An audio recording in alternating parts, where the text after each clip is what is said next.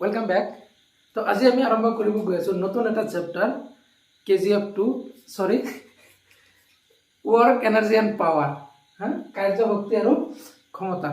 नकबा जेतियार KGF2 आइसे নহয় माने चारियोफाले KGF2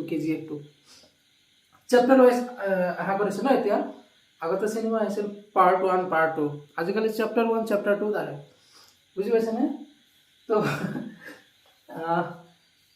KGF चैप्टार 2 নহয় আমার ফিজিক্সৰ चैप्टार কিমান 6 चैप्टार नंबर 6 কি আছিল তাতে वर्क एनार्जी एंड पावर कार्य शक्ति और क्षमता तो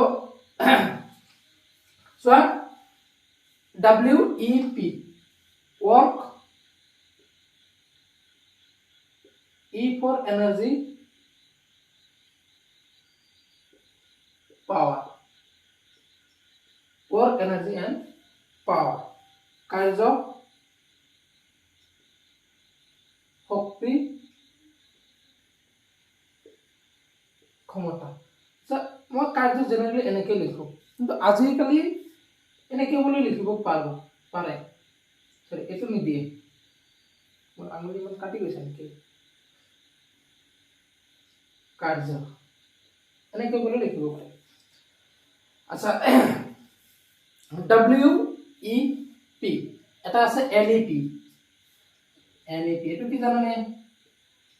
NEP new education policy new education policy NEP মানে জানি তো NEP নিউ এডুকেশন পলিসি মতে কি মেট্ৰিক উঠি যাব হ্যাঁ আৰু তোমালোকে বহুতে হেতু ৰাখা আছে তোমালোকে নহয় সৰি তলৰখিনি ভাবিছাম পঢ়ি কি কৰিম মেট্ৰিক পঢ়িয়ে যাব তো টাইম লাগিব আৰু বহুত আচ্ছা তো আমি এই চেপ্টাৰৰ কাৰ্য শক্তি আৰু ক্ষমতাৰ বিষয়ে অধ্যয়ন কৰিম কাৰ্য আই থিংক 3টাৰ পৰা 4টা লেকচাৰ লাগিব কাৰ্য শক্তি মানে 2টাৰ পৰা 3টা নাই শক্তিটো 3টাৰ পৰা 4টা লাগিব 3টাৰ পৰা 4টা কাৰ্যত চাগে 2টাৰ পৰা 3টা লাগিব পাৰে কাৰ্যত 2টাৰ পৰা 3টা শক্তি 3টাৰ পৰা 4টা ক্ষমতা 2টাৰ পৰা ধৰা 3টা লেকচাৰ লাগিব তো ইয়াতে 3 4 7 আৰু 3 10 এপ্ৰক্সিমেটলি 10টা লেকচাৰ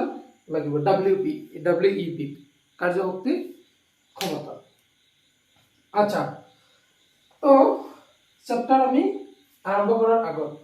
এই চেপ্টাৰত আমি কি পঢ়িম সেই বিষয়ে অলপ জানি থলো হৈছে নে আচ্ছা তো আমি ফাৰ্স্ট অফ অল আৰম্ভ কৰো কাৰ্যৰ পৰা তো চেপ্টাৰ স্টাৰ্ট কৰো চাবা যিকোনো টপিক কোৱা চেপ্টাৰ কোৱা স্টাৰ্টিং এটা দুটা লেকচাৰ বহুত ইম্পৰ্টেণ্ট বুঝি পাইছে না তো আজি লেকচাৰটো ইন্ট্ৰোডাক্টৰি লেকচাৰ হ'ব কিন্তু বহুত ইম্পৰ্টেণ্ট হ'ব বহুত ইম্পৰ্টেণ্ট যিকোনো চেপ্টাৰৰ প্ৰিভিয়াছ মানে ফাৰ্ষ্টৰ যিখিনি ভিডিঅ' হয় বহুত ইম্পৰ্টেণ্ট হয় মানে তুমি যদি প্ৰব্লেমৰ ফালৰ পৰা চোৱা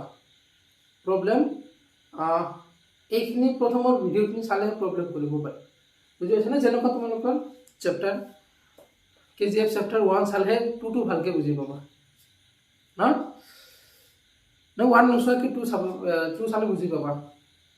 ইমান ভালকে নাপাবা বুজি পাইছা নে KGF চাইছা নে তোমালোকে প্ৰথমটো এতিয়া গৈ স্যাৰ কোনে চোৱা নাই ভাৰতৰ এনেকুৱা মানুহ আছে নেকি যি KGF চোৱা নাই মোৰ লগত এজন স্যাৰ আছে তো কৈছে মই মৰাৰ আগত এতিয়া নহয় 3-4 মাহ মান আগত 3-4 মাহ মান 6 মাহ মান আগত হ'ব কৈছে মই মৰাৰ আগত KGF2 চাই যাব বিচাৰো KGF2 চাই যাব বিচাৰো বুজি পাইছা তো এনেকুৱা আৰু ফ্ৰেণ্ড আছিল KGF4 অৱশ্য মই আধা ঘণ্টা চাইছিলো প্ৰথমটো চেপ্টাৰ 1 পাৰ্ট 1 আধা ঘণ্টা চাইছিলো কিন্তু হল ৰেকৰ্ডিং আছিল সেইকাৰণে ইমান ইন্টাৰেষ্ট যোৱা নাই প্ৰথম পাৰ্ট চোৱা নাই আৰু সেইকাৰণে দ্বিতীয় পাৰ্ট চোৱাৰ ইচ্ছা মানে এতিয়ালৈকে হোৱা নাই বাৰু কিন্তু চাৰিওফালে যি KGF মানে কি দেখা পাই আছো এনেকুৱা লাগিছে মিমছ কেইটা বুজাৰ কাৰণে হ'লেও চাব লাগিব ফিল্মখন, বুজি পাইছা? তো বাৰু চাম সময় যেতিয়া মিলে। এইকেইদিনটো অলপ কি চলি আছে, বিজি দিয়া। তো তোমালোকে চাইছা যদি কোনে কোনে চাইছা কমেণ্ট কৰিবচোন। আচ্ছা, তো আমি আৰম্ভ কৰোঁ ৱৰ্ক,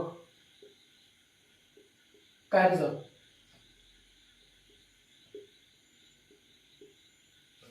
কাৰ্য মানে কি? নৰ্মেলি আমি কাৰ্য বুলিলে কি বুজি পাওঁ? তুমি চিনেমা চাই আছা, ইউ আৰ ৱাচিং a movie, you are playing, তুমি কাৰ্য কৰি আছা। মানে নৰ্মেলি ফিজিক্সৰ কথা কোৱা নাই, মানে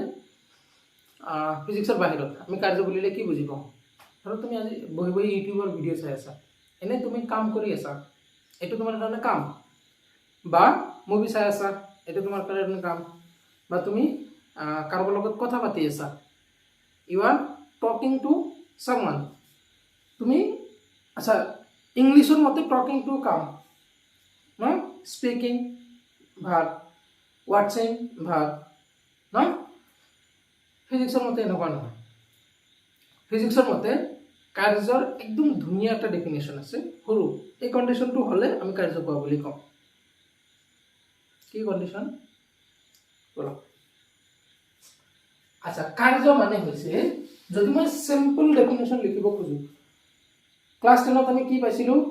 কোনো বস্তু এটাৰ ওপৰত বল প্ৰয়োগ কৰি বস্তুটোৰ বলৰ দিশত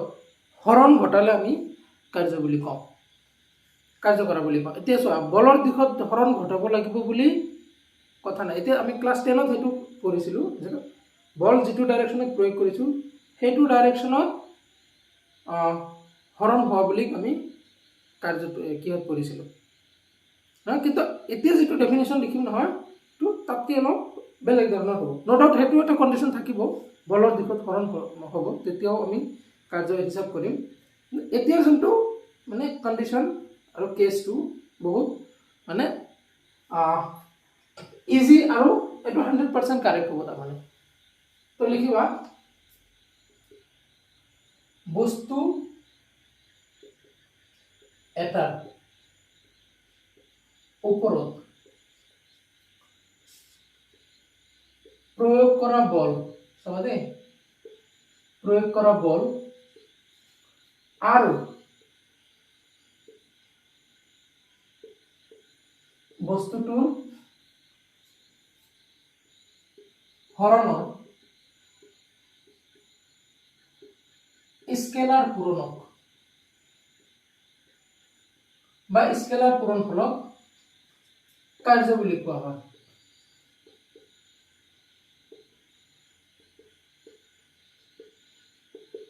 সিম্পল ডেফিনেশ্যন। আমি এইটো ডেফিনেশ্যনো লিখিম, সেইটো ডেফিনেশ্যনো লিখিম অলপ পিছত। একজেক্ট ডেফিনেশ্যন হৈছে এইটো, বল আৰু হৰণৰ স্কেলাৰ পূৰণ, ডট পূৰণ। স্কেলাৰ পূৰণ, ডট পূৰণ কি আমি অলৰেডি চেপ্টাৰ নম্বৰ 3 পঢ়িছোঁ ন, সমতুল্য গতিৰ ভেক্টৰত আমি পঢ়িছোঁ। সাপোজ এইটো এটা বস্তু আছে যাৰ ভৰ m আৰু ইয়াক মই ফোৰ্স এপ্লাই কৰিছোঁ, এইটো ডাইৰেকশ্যনত ফোৰ্স এপ্লাই কৰাৰ কাৰণে এই বস্তুটো ইয়াৰ পৰা ইয়ালৈ গৈছে। কিমান দূৰ গৈছে? ইয়াৰ পৰা s দূৰত্ব অতিক্ৰম কৰিছে। এতিয়া চোৱা, এইটো হৈছে s আৰু s, ইয়াৰ পৰা এইখিনি s আৰু f ৰ মাজৰ কোণ মই ধৰি ললো থিটা। এই ক্ষেত্ৰত এই বলটোৱে এই বস্তুটোৰ ওপৰত কিমান কাৰ্য কৰিছে লিখিলাম। ধৰা হ'ল প্যাৰাগ্ৰাফটো লিখিব, ধৰা হ'ল f বস্তু এটাৰ ওপৰত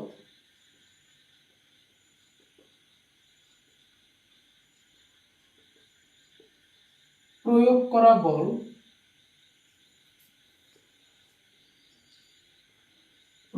বল F আৰু ইয়াৰ হৰণ S।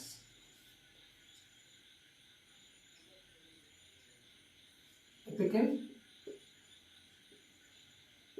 কাৰ্য W is equal to কিমান হ'ব? F dot S। বল আৰু হৰণৰ স্কেলাৰ পূৰণ, ডট পূৰণক আমি কাৰ্য বুলি কওঁ। আচ্ছা, ইয়াৰ পৰা কি লিখিব পাৰিম f s cos থিটা a dot b কি আছিল a dot b is equal to a b cos theta তো ইয়াতে চোৱা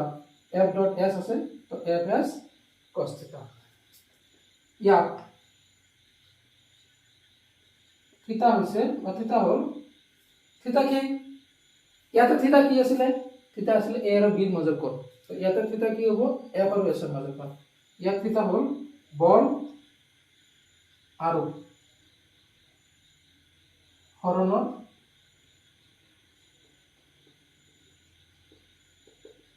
ইয়াত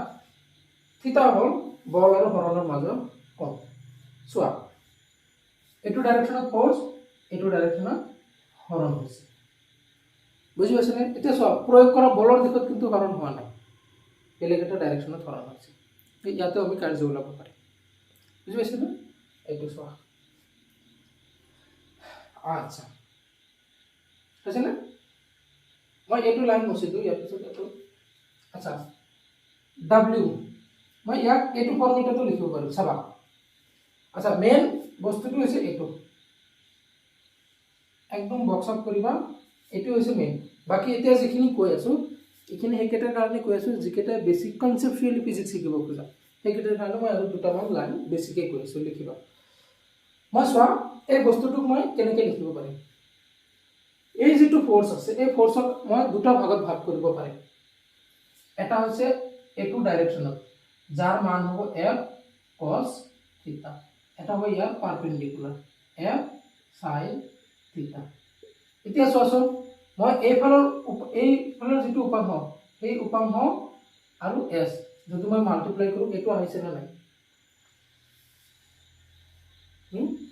সো মই এটো কেনেকৈ লিখিম w is equal to f cos theta into s এনেকৈ লিখিব পাৰিম নে এটো f cos theta into s আচ্ছা f cos theta মানে কি f cos theta হৈছে হৰণৰ দিশত বলৰ উপাংশ তো মই এটো এনেকৈ লিখিম হৰণৰ দিশত বলৰ উপাংশ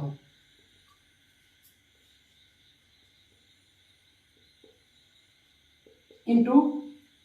s মানে হৰণ হৈছে না আচ্ছা মই ইয়াক আৰু এক ধৰণে লিখিব পাৰিম এই ওপৰৰ বস্তুটো আৰু এক ধৰণে লিখিব পাৰিম কেনেকৈ লিখিম চোৱা f into s cos theta চাবা মই এইবাৰ এটাতো মই f ক দুই ভাগ কৰি লিখিছো এবাৰ মই f ক দুই ভাগ নহয় f ক এক ভাগে কৰিম মই f ক এক ভাগে কৰিম এটো হৈছে মোৰ s এটো হৈছে মোৰ s ইয়াৰ পৰা এইখিনি ইয়াৰ পৰা এইখিনি দূৰ মোৰ হৈছে s এটো চাবা মই এতিয়া s ক দুই ভাগ কৰিম তেতিয়া f ক দুই ভাগ কৰিছিল এবাৰ s ক দুই ভাগ কৰিম s ক যদি মই দুই ভাগ কৰো এটা উপাংশ এইফালে এটো হ'ব s cos theta এটা হয় ইয়াৰ লম্ব উপাংশ এইফালে s sin theta তেতিয়াহ'লে চোৱা মই এটো কি লিখিব পাৰিম বল দেখা যায় লাষ্টৰ লাইনটো কিবা কি দেখা যায় বল ইনটু s কি s cos theta কি এটো s cos theta হৈছে হৰণৰ বলৰ দিশত উপাংশ বলৰ দিশত উপাংশ কাৰ হৰণৰ তো মই এটো এনেকৈ লিখিব পাৰিম বলৰ দিশত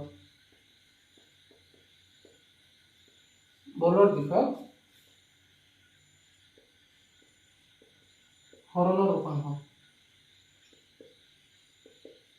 বলৰ দিশত হৰণৰ উপাংশ তো তুমি কাৰ্য এইকেইটা যিকোনো ফৰ্মেট এটা লিখিব পাৰা যিকোনো ফৰ্মেট এটা লিখিব আলটিমেটলি এই দুটা ফৰ্মেট কাৰ পৰা আহিছে f dot s ৰ পৰা আহিছে f dot s f s cos theta আৰু এটা ইয়াৰ পৰা এইখিনি আহিছে বুজি পাইছানে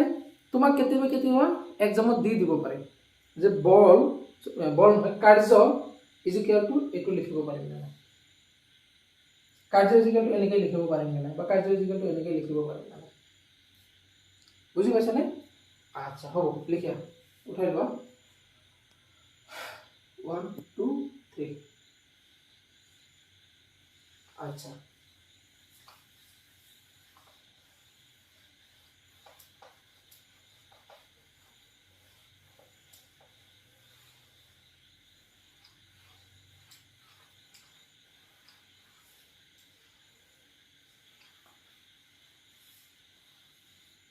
আচ্ছা আমি কি পালো এম এইফালে ফোর্স এপ্লাই কৰিছিলো ইয়াৰ পৰা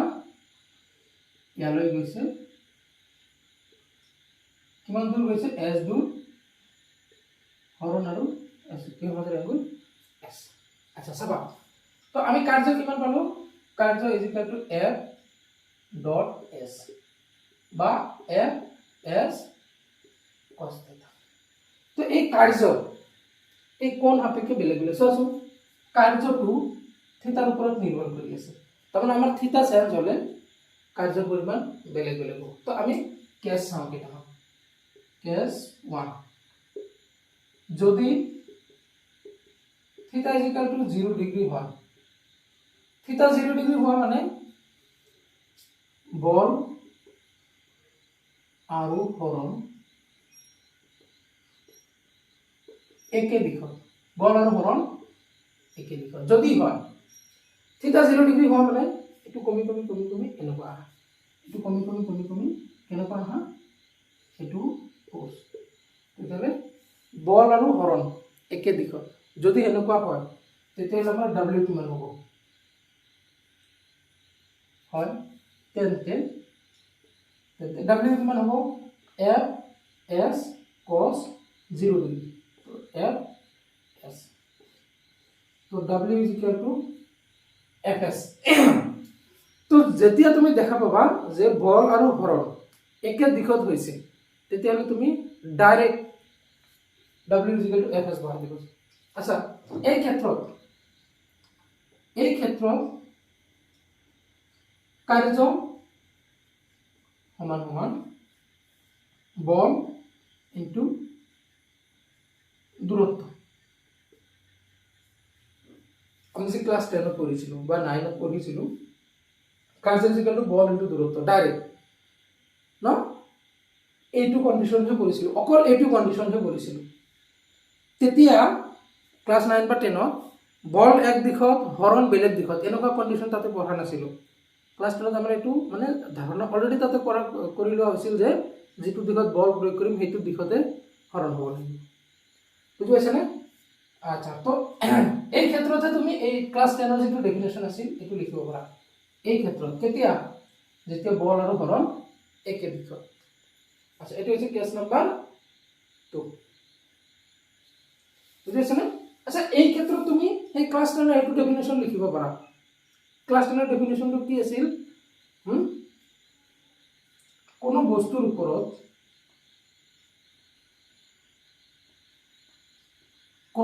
ওপৰত ক্লাস 10 ৰ যেটো ডেফিনেশন আছিল ইয়াৰ পৰা লিখিম মই কোনো বস্তুৰ ওপৰত বল প্ৰয়োগ কৰি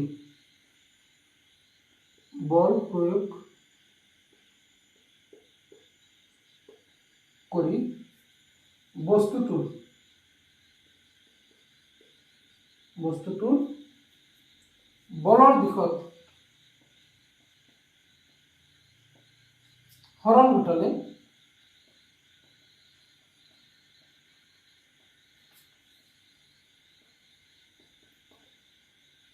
কাৰ্য কৰা বুলি কোৱা হয়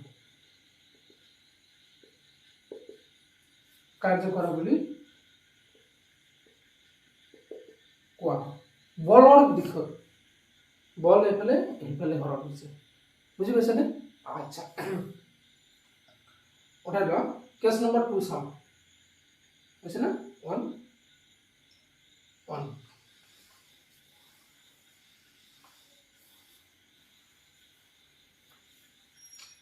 কেস নম্বৰ 2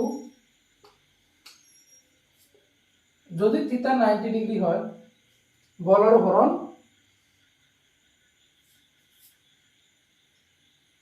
পৰস্পৰ লম্ব হয় তেন্তে W কিমান F S cos 90 degree is equal to 0 cos 90 0 to 0 আচ্ছা তাৰ মানে ফোৰ্স টু ডাইৰেকশন কে এতে কিমান ডিগ্ৰী লৈছো আমি 90 ডিগ্ৰী তাৰ মানে এটো হৈছে S ৰ ডাইৰেকশন ফোৰ্স যদি এনেকুৱা থাকে তেতিয়াহ'লে ডিসপ্লেসমেন্ট আৰু ফোৰ্সৰ মাজৰ এংগল যদি 90 ডিগ্ৰী হয় তেতিয়াহ'লে এই ফোৰ্সে ইয়াৰ ওপৰত কোনো কাৰ্য কৰিব নোৱাৰে কাৰ্যৰ পৰিমাণ শূন্য বুজি পাইছানে তো কন্ডিশন দি দিব কাৰ্যৰ পৰিমাণ কেতিয়া শূন্য হয় বল প্ৰয়োগ কৰিলে তাৰ কাৰ্য হ'বনে বল প্ৰয়োগ কৰিলে কাৰ্য হ'বনে নহয় যদি তাৰ বস্তুৰ হৰণ নঘটে বুজি পাইছানে আচ্ছা চাবা যেতিয়া বল আৰু হৰণ পৰস্পৰ লম্ব দিশত হয় তেতিয়া কাৰ্যৰ পৰিমাণ শূন্য কেছ নম্বৰ 3 কেছ নম্বৰ 3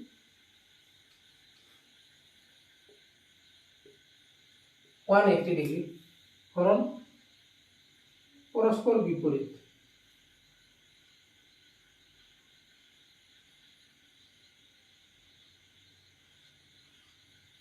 পৰস্পৰ বিপৰীত হয় তেন্তে আচ্ছা W কিমান হ'ব F S cos 180 ডিগ্ৰী তো কিমান হ'ব cos 180 মানে -1 F তাৰ মানে এই ফোৰ্সৰ ডাইৰেকশন এতে কিমান হ'ব লাগিব যদি ফোৰ্সৰ ডাইৰেকশন এনেকুৱা হয় আচ্ছা এখানে লিখি লৈছো ফোৰ্সৰ ডাইৰেকশন যদি এনেকুৱা হয় তাৰ মানে এইফালে ফোৰ্স এইফালে হৰণ আচ্ছা এটো হ'ব পাৰে নে বল প্ৰয়োগ কৰিছো এইফালে বস্তুৰ হৰণ ঘটিছে এইফালে এনেকুৱা হ'ব পাৰে নেকি তো কি কালি লাগিছে নেকি আচ্ছা এইফালে বল এইফালে হৰণ এনেকুৱা হ'ব পাৰে নেকি পাৰে বস্তুটোৰ ওপৰত কেৱল এইটো ফোৰ্স নাই নহয় এই হৰণটো কি জানে বেলেগ ফোৰ্সৰ কাৰণে হৈছে আমি ইয়াৰ পিছত প্ৰবলেম কৰিম তেতিয়া আমি চাম হৰণটো কি জানি ইয়াৰ কাৰণে হোৱা নাই এটা বহুত ফোৰ্স থাকিব পাৰে সেই ফোৰ্সৰ কাৰণে এইটো হৰণ হৈছে কি জানি বুজি পাইছানে তো বল এইফালে থাকিলেও হৰণ এইফালে হ'ব পাৰে এই হৰণটো বেলেগ ফোৰ্সৰ দ্বাৰা ঘটিব পাৰে কিন্তু এই বলৰ দ্বাৰা কাৰ্য কিমান হৈছে সেইটো আমি ওলাব বুজি পাইছানে তো এই বলে কি কাৰ্য কৰিব ঋণাত্মক কাৰ্য কিয় এইফালে গৈছে বস্তুটো এইটো ফোৰ্সে কি কৰিব তাক টানিবহে খুজিব যাব নিদিব ন যাব নিদিব ইয়াৰ বিৰোধিতা কৰিব উল্টা কাৰ্য কৰিছে নেগেটিভ কোঅৰ্ডিনেট আচ্ছা হৈছে না ওকে তিনটা কেস হৈ গৈছে আচ্ছা আমি কেইটামান পয়েন্ট লিখি লওঁ ইয়াৰ মানে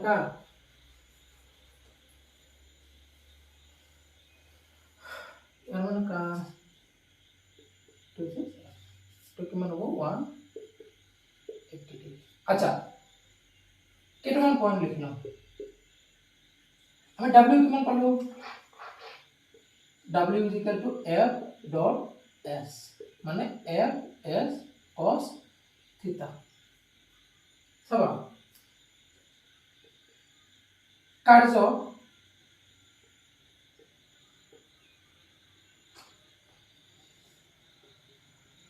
এটা স্কেলার রাখি কার্য স্কেলার রাখি কেনেকে হয় W is equal to F dot S ন আমি জানো যেতিয়া দুটা ভেক্টর আমি ডট প্রোডাক্ট কৰো A dot B year result আমি কি পাওঁ এটা নাম্বার পাওঁ নাম্বার মানে স্কেলার রাখি পাওঁ স্কেলার কোয়ান্টিটি পাওঁ দুটা রাখি আমি যদি ডট প্রোডাক্ট কৰো দুটা ভেক্টৰ যদি আমি ডট কৰো ইয়াৰ আনসাৰ স্কেলাৰ পাওঁ তো সোয়া আমাক ই ভেক্টৰ নে স্কেলাৰ এটো জানিব লাগে তো ইয়াত তো চিনি লব ইয়াৰ লগৰ কেটা চিনি পাওঁ লগৰ কেটা কেনেকুৱা হিচাপত আছে ডট হিচাপত আছে তো এইফালৰ ৰিজাল্টটো এটা কি নাম্বাৰ আহিব ন স্কেলাৰ ৰাখি আহিব তো W এটা স্কেলাৰ ৰাখি ইয়াৰ একক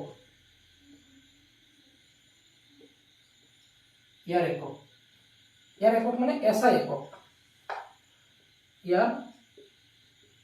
SI একক কিমান হ'ব বলৰ একক কি নিউটন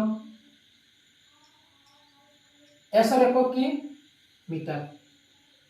নিউটন মিটাৰ কাৰ্যৰ একক কিমান SI একক কি নিউটন মিটাৰ আৰু ইয়াক আমি জুল বুলি কওঁ জুল কাৰ্যৰ SI একক জুল জুল মানে নিউটন মিটাৰ আচ্ছা ইয়াৰ মাত্ৰা মাত্ৰা কিমান হ'ব বলৰ মাত্ৰা বা এটো বলৰ মাত্ৰা ml t power -2 into s মানে l আচ্ছা cos θ মাত্ৰা আছে নে cos θ মাত্ৰা নাই কাৰণ ই এটা নাম্বাৰ সংখ্যা যেনেকৈ θ ধৰা 45 তো cos 45 মানে কিমান হয় 1/√2 বা cos 30 মানে √3/2 তো এটো একটা নাম্বার হয় আর নাম্বার আমি জানো মাত্রা নাই তো কিমান আহিল এটো ml² t power -2 তো কাৰ্যৰ মাত্ৰা হৈছে এটো হ্যাঁ কাৰ্য এটা স্কেলাৰ ৰাখি ইয়াৰ SI একক নিউটন মিটাৰ আৰু যাক আমি জুল বুলি কওঁ আচ্ছা CGS একক আছে ইয়াৰ কাৰ্যৰ CGS একক আছে CGS একক কি কয় আৰ্ক বুজি পাইছে নে আৰ্ক ARG আৰ্ক ডাঙৰ এটো কি বৰু CGS যে সৰু এটা আচ্ছা পাইছা না আমি এটা কাম কৰি ডেফিনেশন লিখো এই দুটা নাম এটা লিখো তোমালোকে এটা লিখি লোৱা নিজে আছে না তনৰে নৰে তনৰে তৰো সকলো নহয় ফেসবুকত তাৰমানে লোৱা নহয় ৰাতি মই এটা মিম চাইছো হ্যাঁ মিমৰ বিলাকে যে বনায় মিম বুজি পোৱা নাই মিমছ বুজি পোৱা কোনবা মিমে কয় হ্যাঁ মিমে নহয় মিম আচ্ছা ৰাতি শুই আছে হঠাৎ নৰে এনেকে এটো কইছিৰি উঠে তাৰমানে নৰে একদম চবে নিস্তব্ধ হৈ আছে মাজৰ পৰা সিচুৱেশন হৈছে আজিকালি আচ্ছা তো আমি লিখিব গৈ আছো 1 নিউটনৰ ডেফিনেশন আচ্ছা 1 Newton sorry 1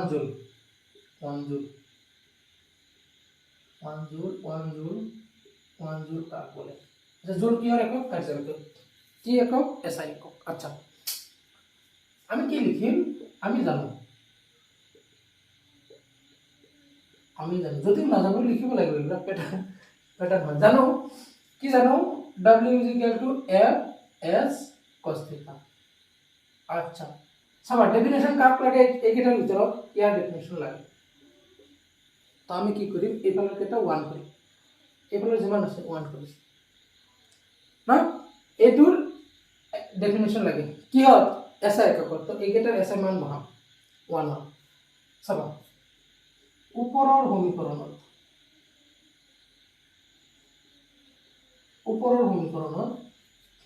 F is equal to 1 Newton কাৰণ এফালে এটা নিউটনত কি হয় SI এককত বহাব লাগিব বলৰ SI একক 1 newton F is equal to 1 newton S is equal to 1 metre আৰু θ is equal to 0 ডিগ্ৰী বহুৱালে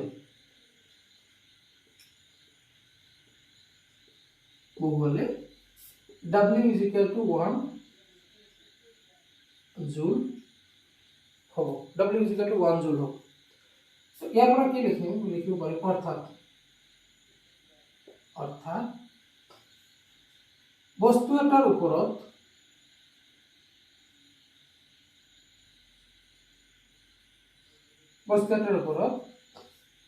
এক নিউটন বল প্ৰয়োগ কৰি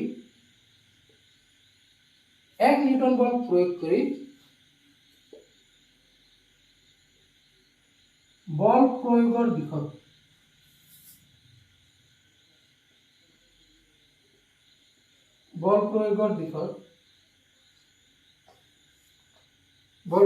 দিশত এক মিটাৰ হৰণ ঘটালে 1 মিটাৰ হৰণ ঘটালে কৰা কাৰ্য 1 জুল বলে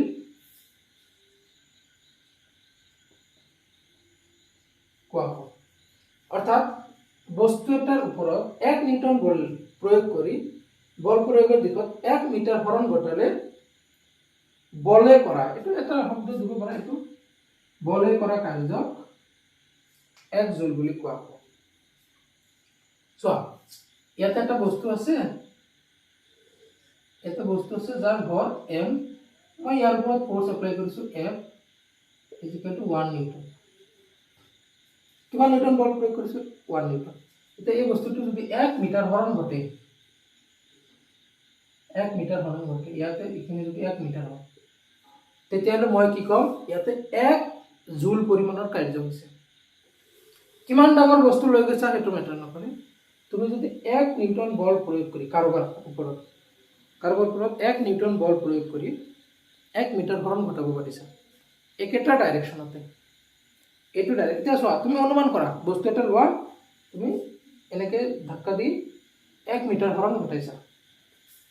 তাৰমানে তুমি 1 জুল কাৰ্য কৰিছা, 1 জুল কাৰ্য কৰিছা। বুজি পাইছানে? আচ্ছা আচ্ছা,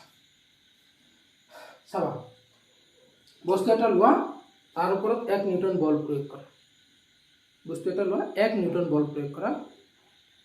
যদি 1 মিটার যায়, কার্যের পরিমাণ 1 জুল হব। আচ্ছা, হয়েছে না?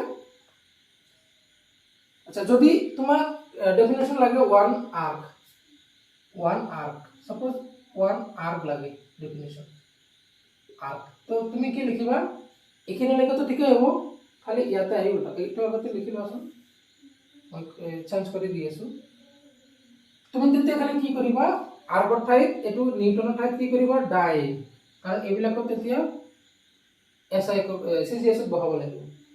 এইটো 1 সেন্টিমিটার, থিটা = 0 ডিগ্রি বহালে 1 = w = 1 আর্ক হ'ব। অর্থাৎ বস্তুটোৰ ওপৰত 1 ডাইন বল প্ৰয়োগ কৰি বলৰ দিশত 1 সেন্টিমিটাৰ হৰণ ঘটালে বল কৰা কাৰ্যক 1 আৰ্ক বুলি কোৱা হ'ব, 1 আৰ্ক বুলি কোৱা হ'ব। আচ্ছা, দুটাৰ ভিতৰত ডাঙৰ কোনটো? জুল। হ্যাঁ, বুঝি পাইছানে? হ্যাঁ, তো লিখি লবা, দুটাৰ ভিতৰত ডাঙৰ হৈছে জুল। কিমান ডাঙৰ জানানে কোনবা? আমি ইউনিট এন্ড মেজাৰমেন্টত একক আৰু যোগ মাপত মাত্ৰিক সূত্ৰৰ সহায়ত 1 জুলক আমি আৰ্গলৈ ৰূপান্তৰ কৰিছিলো, মনত আছেনে? কত মনত থাকিব বলে চাইছা? নাই চোৱা। 1 জুল মানে হৈছে 10⁷ আৰ্ক। ডাঙৰ কোনটো হ'ল? ডাঙৰ কোনটো হ'ল? 1 ডজনত 12টা, 1 ডজনত 12টা। এতিয়া ডজন ডাঙৰ নে 12টা টা ডাঙৰ? ডজন ডাঙৰ নে টা ডাঙৰ? টা এটা একক, ডজন এটা একক, কোনটো ডাঙৰ? অবভিয়াসলি ডজন ডাঙৰ না, ডজন মানে 12টা, ঠিক তেনেকুৱা। ইয়াতে 1 জুল মানে 10⁷ আৰ্ক, তেতিয়াহ'লে 1 আৰ্ক মানে কিমান? 1 আৰ্ক, এইটো আমি ইয়াৰ তলত বহাই দিয়া, 1/10⁷ জুল, কিমান? 10⁻⁻7 জুল, তো 1 আৰ্ক।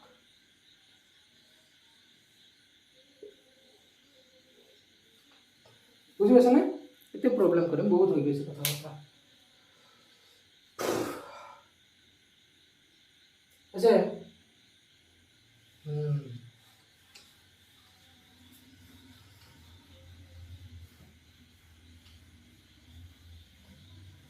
ऐसे ना मुझे तुम देखो,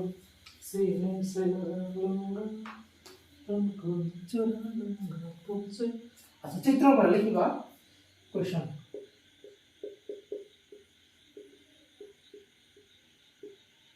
চিত্ৰৰ পৰা চিত্ৰটো আগত আঁকি লওঁ। এটা বস্তু ইয়াৰ পৰা এইফালে বল প্ৰয়োগ কৰিছোঁ 40 নিউটন, ইয়াৰ পৰা ইয়ালৈ গৈছে, যাৰ ভৰ হৈছে 2 কেজি, ইয়াৰ পৰা ইয়ালৈ গৈছে 10 মিটাৰ, ইয়াৰ পৰা এইখিনি গৈছে 10 মিটাৰ। এতিয়া কোৱেশ্চন কৈছে যে চিত্ৰৰ পৰা বাহ্যিক বল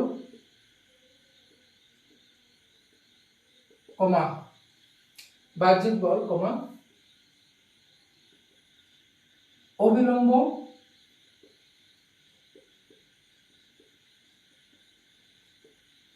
प्रतिक्रिया आरो बहुत किटा दी ये कॉन्सेप्ट क्लियर होगा। अविलंब प्रतिक्रिया कमा घर्षण बल आरो तो दिया से धरा म्यू इज इक्वल टू 0.2 आरो माध्याकर्षणिक বলে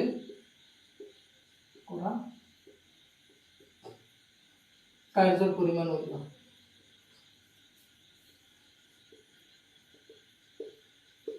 কার্যের পরিমাণ উল্লেখ চাবা কেইটা বলৰ দ্বাৰা কৰা কাৰ্য দিছে। এতিয়া কুৱেশ্যনত এনেকুৱা নহয় যে ডাইৰেক্ট কাৰ্য উলিওৱা। কাৰ্য বুলি যদি তোমাক কোনোবাই কয় যে এটা বস্তু ইয়াৰ পৰা তালৈ গৈছে তো তাৰ কাৰ্য কিমান হ'ব, তুমি ডাইৰেক্ট কুৱেশ্যন কৰিব পাৰিবা কি যে কোনটো বলৰ দ্বাৰা কৰা কুৱেশ্যন। আমি ফাৰ্ষ্ট ইয়াৰত আমাক পঢ়াইছিল এনেকৈ ন যে এজন মানুহে যদি মূৰৰ ওপৰত এটা বোজা লৈ মানে ইয়াৰ পৰা তালৈ যাকৈ যদি ঘূৰি আহে কাৰ্যৰ পৰিমাণ 0, বা ইয়াৰ পৰা অলপ দূৰ গ'লে কাৰ্য কৰা বুলি কোৱা হয়, তেতিয়াও কাৰ্য 0 হ'ব পাৰে। এতিয়া কুৱেশ্যনটো হৈছে কোনটো বলৰ দ্বাৰা কৰা কাৰ্য, স্পেচিফিক হ'ব লাগিব। এতিয়া কাৰ্য বুলি ক'লে তুমি এনেই কাৰ্য ওলাব নোৱাৰা। এটা বস্তুৰ ওপৰত 5টা বলে ক্ৰিয়া 4-5টা বলে ক্ৰিয়া কৰি থাকে, তে কোনটো বলৰ দ্বাৰা কৰা কাৰ্য। মই ইয়াতে বস্তু লৈ বহি আছোঁ, মই অলপ সময় পিছত ইয়াতে আহিলোঁ, নো ডাউট হৰণ হৈছে, কিন্তু এই ক্ষেত্ৰতো কাৰ্যৰ পৰিমাণ 0 হ'ব। বুজি পাইছানে কিয় 0 হ'ব? কাৰণ সেই কাৰ্য যদি মই বেলেগ এটা ফ'ৰ্চৰ দ্বাৰা কৰা কুৱেশ্যনটো যদি কৰোঁ যে এই ক্ষেত্ৰত মাধ্যাকৰ্ষণিক বলে কৰা কাৰ্যৰ পৰিমাণ কিমান 0 হ'ব পাৰে। আমি চাম ইয়াতে কৰিম। প্ৰথম কথা হ'ল বাহ্যিক বল। বাহ্যিক বল কিমান? 14 নিউটন। আচ্ছা, এই বস্তুটোৰ ওপৰত কোনে বল প্ৰয়োগ কৰি আছে চাওঁ। বাহ্যিক বল কিমান? 14 নিউটন। অবিলম্ব প্ৰতিক্ৰিয়া কিমান? এইটো m। এইটোৰ ওপৰত mg, n is equal to mg। n is equal to mg কিয়? বস্তু তলফালে যোৱা নাই, ওপৰফালে যোৱা নাই। আচ্ছা, আৰু কি? ঘৰ্ষণ বল। বস্তু যদি এইফালে গৈ থাকে ঘৰ্ষণে ক্ৰিয়া কৰিব এইফালে, ফ্ৰিকশন f। আৰু পিছে মাধ্যাকৰ্ষণিক বলে কৰা কাৰ্য, মাধ্যাকৰ্ষণিক বল mg কৰা কাৰ্য। তো আমি এটা এটাকে ওলাও। সলিউশন চাবা, সলিউশন চিত্ৰৰ পৰা চাবা। ফার্স্ট অফ অল বাহ্যিক বলে করা কার্য। বাহ্যিক বলে করা কার্য কিমান হ'ব? W is equal to F dot S। আমি এটা ফর্মুলা জানো, সেইটো বারবার ইউজ করি। F S cos কিমান? ফোর্স আৰু ডিসপ্লেসমেন্ট, ইয়াতে মাজত এংগল কিমান? ফোৰ্স কোনটো? বাহ্যিক বল। এইফালে বস্তুৰ হৰণ কোনফালে হৈছে? এইফালে না। S 10 মিটাৰ, তো cos 0 ডিগ্ৰী কিমান হ'ব? F মানে কিমান? 40 নিউটন, S মানে 10, cos 0 ডিগ্ৰী মানে 1, তো কিমান হ'ব? 400 জুল। তো এটা হল এনসার। এইটো বাহ্যিক বলৰ দ্বাৰা কৰা কাৰ্য কিমান? 400 নিউটন। বাহ্যিক বলৰ দ্বাৰা কৰা কাৰ্য 400 নিউটন। আচ্ছা, ক্লিয়াৰ হৈ আছে? মই একবাৰ চাই লওঁ। ধুনীয়া দেখা যায় চোন। আচ্ছা, বাহ্যিক বলৰ দ্বাৰা কৰা কাৰ্য 400 নিউটন, সৰি 400 জুল। নেক্সট অবিলম্ব প্ৰতিক্ৰিয়াৰ দ্বাৰা কৰা কাৰ্য। হৈছে না এইটো অবিলম্ব প্ৰতিক্ৰিয়াৰ দ্বাৰা কৰা কাৰ্য চাবা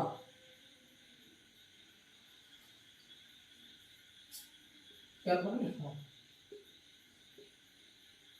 অবিলম্ব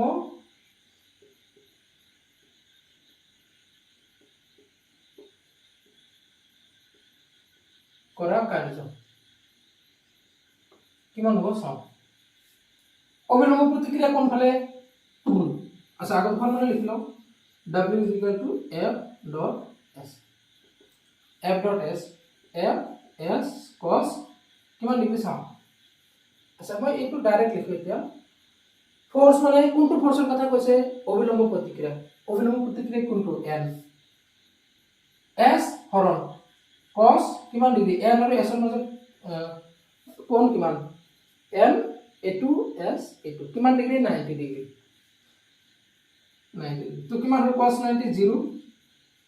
তো 0 সো একেটা বস্তুৰ ওপৰত বাহ্যিক বলে কৰা কাৰ্য আছিল 400 জুল অবিলম্ব প্ৰতিক্ৰিয়াৰ দ্বাৰা কৰা কাৰ্য 0 তো সেইকাৰণে সুধিছো সেইকাৰণে কৈছো যে কাৰ্য বুলি ক'লে তুমি ডাইৰেক্ট কোৱেশ্চন কৰিব পাৰিবা যে কোনটো বলৰ দ্বাৰা কৰা কাৰ্যৰ কথা আপুনি কৈ আছে আচ্ছা তাৰ পিছত কি দিছে ঘৰখন বলে কৰা ঘৰখন বলৰ দ্বাৰা কৰা কাৰ্য চাবা হৈছে না তাৰ পিছত চাওঁ এতে লিখি ঘৰখন বলৰ দ্বাৰা কৰা কাৰ্য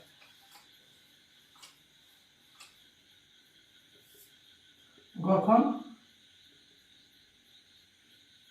বলৰ দ্বাৰা কৰা কাৰ্য তো আগতে ফৰ্মুলা লিখিলো f ডট s তো ঘৰখন বল কোনফালে এইটো ফোৰ্স কোনফালে ঘৰখন বল এইফালে হৰণ এইফালে তো কিমান হ'ব মই এইটো ফোৰ্সক এনেকে লিখিম f s cos 180 ডিগ্ৰী এইটো হৈছে ফোৰ্সৰ ঠাইত মই ঘৰখন বল লিখিছো এইটো s s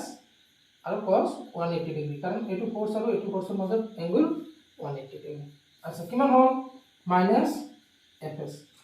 f কিমান ঘৰখন মান কিমান চোৱা অলৰেডি এই বস্তুটো গতি কৰিছে তো ইয়াতে গতি ঘৰখনৰ মান বহাব লাগিব গতি ঘৰখনৰ মান কিমান fk is equal to mu k into n mu k কিমান 0.2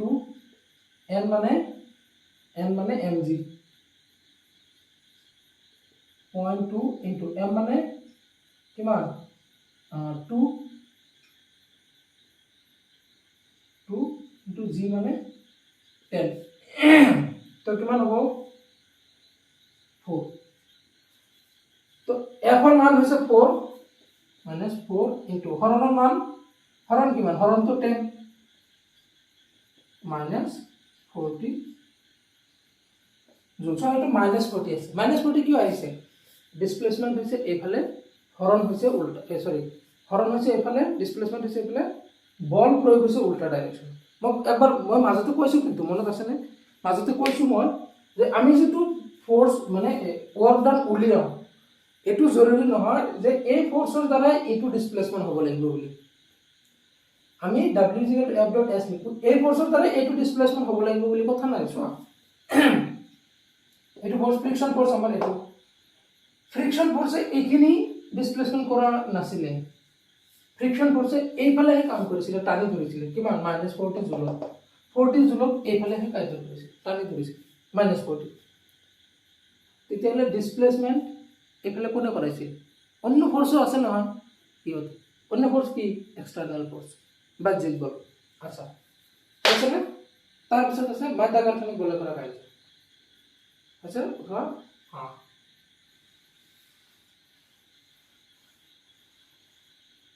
মাধ্যাকর্ষণিক বলে করা কার্য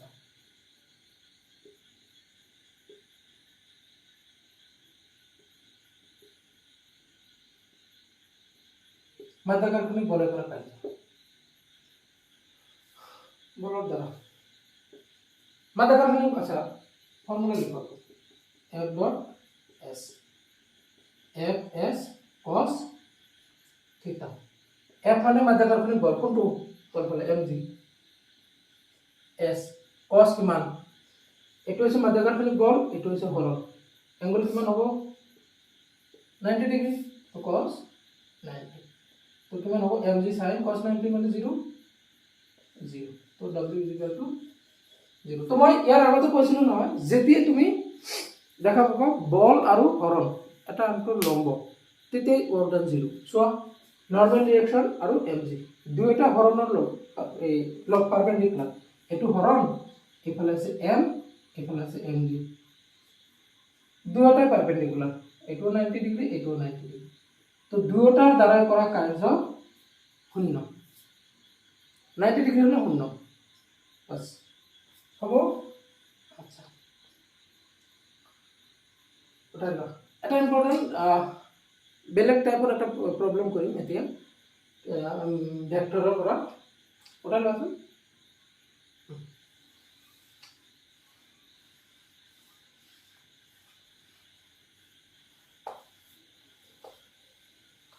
मेरा नाम धोखा कदो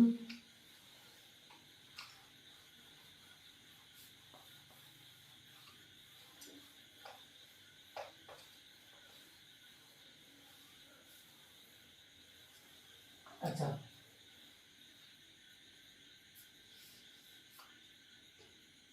क्वेश्चन एटू साबा एटू हलो बेलेग टाइपर क्वेश्चन बस्तु एटार उपरत फैन तो দিব নোৱাৰো জানানে ফ্যান দিলাকো ভিডিও সাউন্ড লাগি যায় এখানে গরম তো লাগে only for you so please subscribe it জি ভাইসা করা বস্তুটার উপরত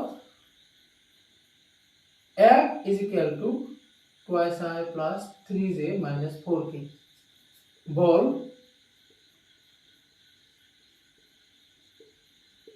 প্রয়োগ করার ফলত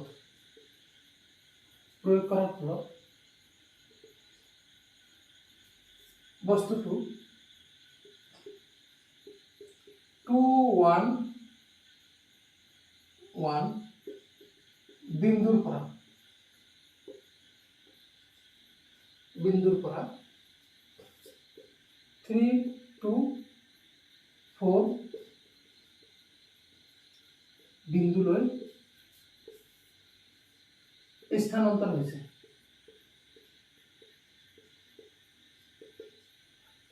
হয়েছে বলটোর দ্বারা করা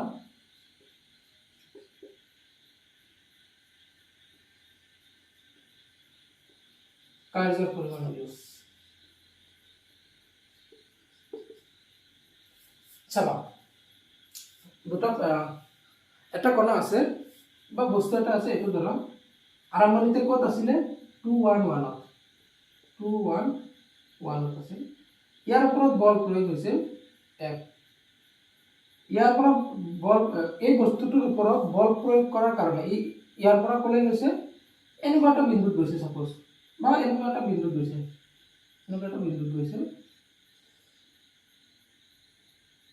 যাৰ স্থানাংক হৈছে 3 2 4 3 2 4 এতিয়া কৈছে কি সাপোজ কিমান দিয়া আছে twice I plus 3j minus 4k এতিয়া দিয়া আছে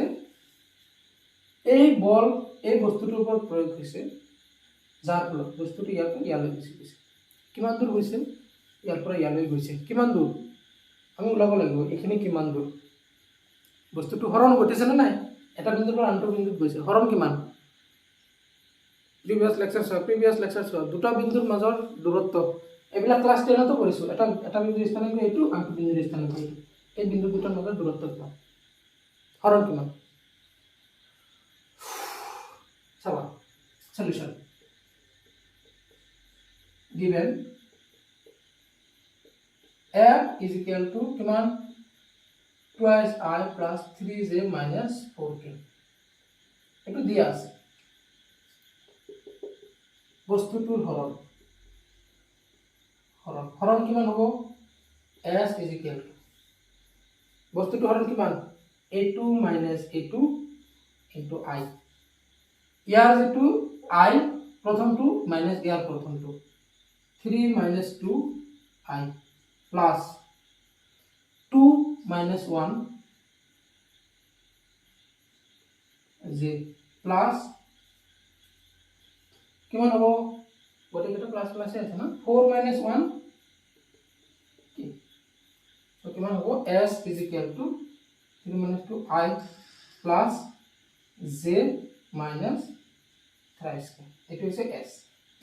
ফোর্স তো দিয়া আছে s আমি পাই গলো এতে কি কার্য w is equal to f dot s is equal to f মানে কিমান f মানে কিমান f মানে হচ্ছে twice I plus thrice j minus 4k dot s মানে s এটো I plus j minus thrice k এতিয়া সোয়া দুটা ভেক্টরের ডট প্রোডাক্ট একদম সিম্পল না আমি করেছি এগুলো আমি পারো কিমান হ'ব twice I আৰু I 2 plus thrice j আৰু j কিমান 3 এটু মাইনাস মাইনাস প্লাস কিমান হ'ব 4 into 3 12 তো কিমান হ'ল 12 আৰু 5 12 আৰু 5 17 জুল বলকে কিমান কার্য করেছে 17 জুল দেখা যায় হবনে পারিবনে আচ্ছা সোয়া টাইম কিমান আছে হব ওকে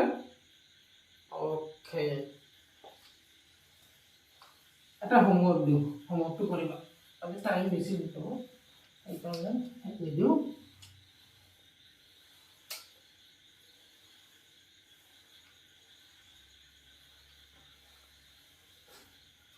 দেখিবা চিত্ৰৰ পৰা মাধ্যাকৰ্ষণিক কমা ঘৰ্ষণ বল ঘৰ্ষণ আগতে নিদিও অবিলম্ব প্ৰতিক্ৰিয়া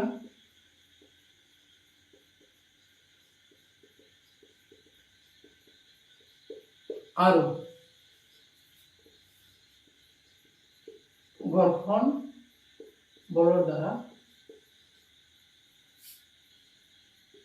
কৰা কাৰ্য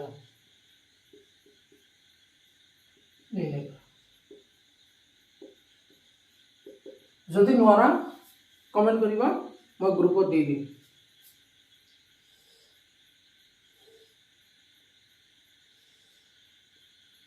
এটো 3 এটো 2 এটা বস্তু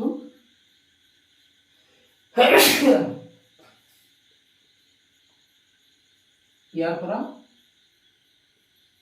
2 কেজি ঘৰৰ বস্তু ইয়াৰ পৰা ইয়ালৈ আহিছে 2 কেজি ইয়াৰ পৰা ইয়ালৈ আহিছে কি হৈছে না